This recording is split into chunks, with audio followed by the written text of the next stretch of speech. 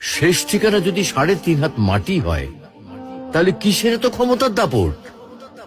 ভোর 5টায় মৃত্যু, সকাল 6টায় জানিয়ে দেওয়া হবে মাইকে, 8টায় শেষ গোসল করানো হবে, 9টায় তোমাকে নতুন কাপড়ে সাজানো হবে, জোহরের নামাজের পরে তোমার আলিশান বাড়ি থেকে বের করে নিয়ে যাওয়া হবে, 2টায় তোমার জানাজার নামাজ পড়ানো হবে, 2:30টায় তোমাকে কবরে নামিয়ে ফেলা হবে। মাটি দেওয়া শেষ হয়ে গেলে কেউ তোমার জন্য দোয়া করবে, আর কেউ চলেও আসবে। এই তো জীবনের শেষ আয়োজন।